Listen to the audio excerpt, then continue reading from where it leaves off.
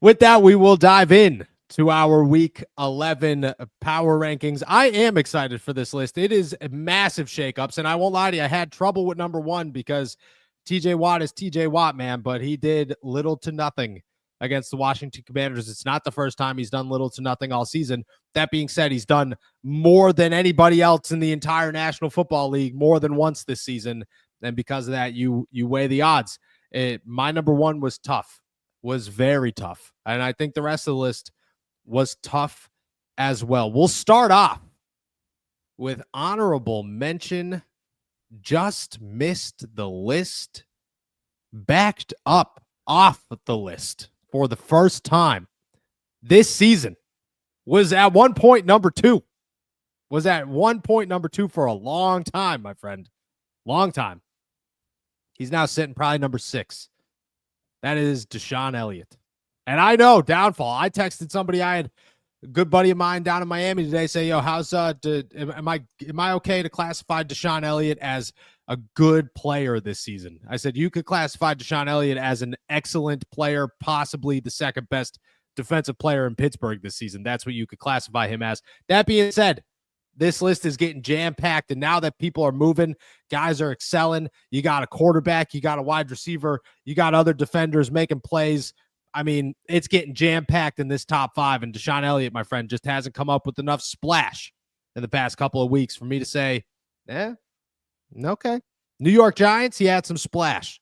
New York Jets, he had some splash. New York Giants, no splash. Washington Commanders, no splash.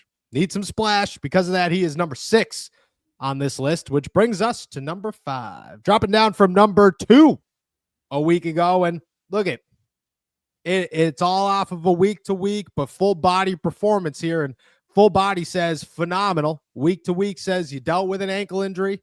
You got beat up a little bit. The Washington Commanders shut down your offensive line and therefore your running game, but you still put up 60 yards and scored a touchdown. And nobody should be complaining about the effort that you put on the field on Sunday in Week 10's victory. Number 5 is Najee Harris. He continues to land in this top 5. I mean, the Pittsburgh Steelers are going to rely on this guy, whether he's rushing for 130 yards or rushing for 60. And he killed my bold predictions. I will bite that one and take that loss. But I still think he has a body of work right now that is impressive. And at any moment, Najee Harris can carry a team. And I think that if he had better blocking, I think that if the Washington Commanders didn't win the line of scrimmage, he would have had one hell of a game against the Commanders this past weekend. Najee Harris is number 5. Number 4, 2 sacks. Mr. cannot get old. Mr. Father Time, no chance, pal.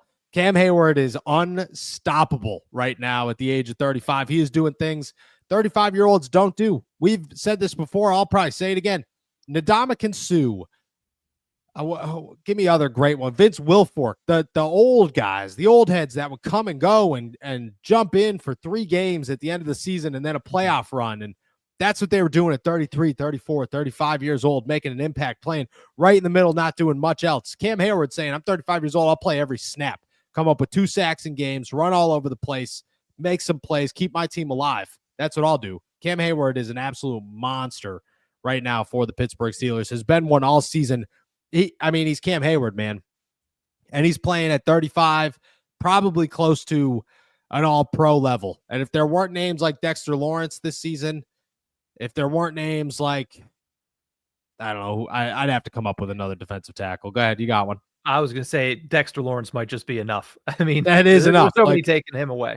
No, he's going to get first team all-pro, and where does Cam Hayward? He might be number 2 there. Mm-hmm. He might be number 2 on that list. Cam Hayward is unbelievable, and he's number 4 on my list. We're getting into 2 offensive and 1 defensive player to round this top 3 out. Number 3, since Russell Wilson has taken over, this guy has caught for 111 yards, 74 yards, 91 yards, 2 touchdowns. And against the Washington Commanders, when things seemed down, when it was getting a little bit gloomy for the Pittsburgh Steelers, 10-point game, not feeling great. Worries are rising. George Pickens, he's just jumping up and punching people in the face, man. He's tackling people on Hail Mary interceptions. He's making crazy touchdown catches. And even crazier than that is he's catching footballs, making guys miss, getting an extra 5-10 yards, and getting up and just getting rowdy. And that's what you love to hear. George Pickens is number 3, man. He is, we said it yesterday, top 5 wide receiver in the NFL right now. He's playing at a whole other level. He is the guy that Pittsburgh Steelers wanted him to be. He's the reason that you went out and got Mike Williams, not because you needed another star, but because when George Pickens is hot, he can't be stopped. And how much better can this offense be when you got George Pickens and another guy that you can rely on at any times? The Steelers are excited to find out. George Pickens is unstoppable right now. Let me just read off some stat lines beforehand. Since his last 100-yard game against the Indianapolis Colts, 26 yards, 53 yards, no touchdowns at any point throughout the season beforehand. And then Russell Wilson comes in here and, well, he's averaging nearly 20 yards a catch per game with 2 touchdowns, including a massive, crazy one, and would have had more if, well, penalties weren't a thing for the Pittsburgh Steelers. George Pickens is number 3. Guys, there is no better place to be during football season than at a Pittsburgh Steelers game. And now, Game Time has this new feature called Game Time Picks that makes getting tickets to see your favorite teams play live, like the Pittsburgh Steelers, even easier. Game Time Picks filters out the fluff to show you only incredible deals on great seats so you don't have to waste time searching through thousands of tickets. I, as everybody knows, am going to see Creed in a couple of weeks, and it was effortless finding my tickets on Game Time. Why? Because they lay everything out for you. All-in pricing shows you the total up front with no surprise fees at checkouts. Seat views means that you get to see a panoramic view of your seat in the app before you ever buy the tickets. The lowest price guaranteed, or Game Time will credit you 110% of the difference. And Game Time ticket coverage, your purchase is covered with the most flexible customer service policy in the ticketing industry. Take the guesswork out of buying tickets with Game Time. Download the Game Time app, create an account, and use our code ALLSTEELERS for $20 off your first purchase. Terms apply. Again, create an account and redeem code ALLSTEELERS for $20 off. Download Game Time today. What time is it? Game Time. Number 2. This is where I had some trouble. This is where I had trouble. It came down to 2 guys. One of them being TJ Watt, obviously. Who's 2? Who's 1? Who's playing the best? Who's got the biggest sample size and the most impressive sample size? And that's what broke this down for me. Number 2 is Russell Wilson. And there's an argument for number 1. There's an argument for number 1. Because if Russ continues to play the way Russ has played, if Russ continues to win football games the way he has won football games for the Pittsburgh Steelers, the MVP finalists this season will say Lamar Jackson, winner, most likely, and then Russell Wilson sitting there at number 2, maybe number 3, because, man, this guy is on a tear. He has found the fountain of youth. Somebody call Aaron Rodgers and say it's not jalapeno sauce in a water bottle or whatever he was drinking from the punter.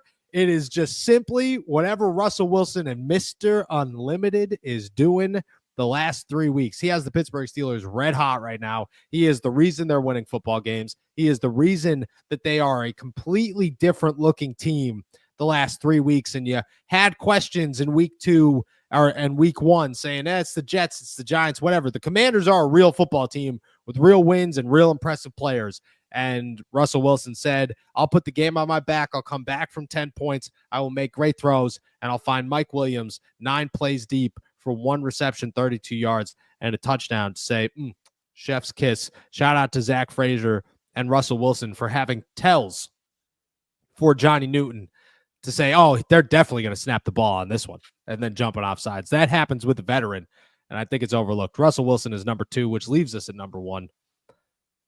The man himself, TJ Watt, cannot be beat. I get it. He hasn't had that crazy game in a little bit, but it's coming and the body of work is there. TJ Watt has still got to be the favorite for Defensive Player of the Year. People will say MVP candidate.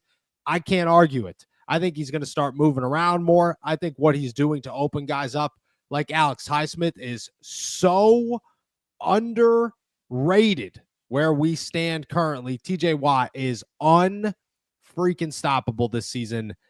And one bad game to me, one quiet game. Won't even say bad because he's an interception on a tip ball away from this being a totally different conversation. He's a Jane Daniel is 130 pounds soaking wet, but has the elbow strength of an elephant away from this being a totally different conversation.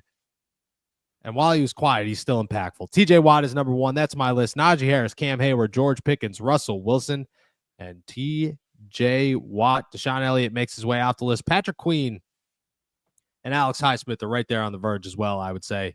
Right there with D. Elliott. Your thoughts on this one? Najee Harris, Cam Hayward, George Pickens, Russell Wilson, TJ Watt, Week 11 power rankings. I'll tell you, I had to do a double take and then a triple take and then 4 takes to say, where was Deshaun Elliott when you sent this over? And I was like, all right, I guess he's not on the list. Remember, Deshaun Elliott is the only player not named TJ Watt to ever clock in at number 1 on these power rankings. So him falling out of the top 5, I mean, for one, it shows you just how good the offense has been. And I love the fact that the offense is getting love because for the first probably 6 weeks of these power rankings, there was no offensive players to be found. I mean, every once in a while, Justin Fields would pop up there. Every once in a while, I believe it was Calvin Austin popped up there after a good game, but it was few and far between. And it was typically 3 to 4 defensive players. Now we're seeing this offense get going. I mean, that is a credit to so many names, but of course, topping that list has to be Russell Wilson. The way that he has come in, and as we talked about earlier, just changed the entire vibe and atmosphere around this Steelers offense. I mean, let's go back in the 3 games that he's played. How many points have the Steelers scored? And why is it becoming more normalized? Because they didn't do that at all under Matt Canada. So, I mean, you need to give props where props is due to Russell Wilson, to Arthur Smith, props to the offensive line because the rushing attack has been well. But, I mean, let's just look at it. 37 points against the Jets, 26 against the Giants, 28 against the Washington Commanders, 25 plus points a game for Russell Wilson. He doesn't know anything under that. Crazy. And that is what we have lived with for 3 years. So yes, the respect is due to Russell Wilson and the respect is due to those 2 playmakers and George Pickens and Najee Harris. So I have no qualms with your power rankings whatsoever. No. And I want it to be known, Deshaun Elliott, nothing disrespectful here. Nothing at all. No bad play, no nothing. Just the offense is on fire right now. They are carrying this team. And therefore, they should be acknowledged and will be acknowledged where we stand here currently.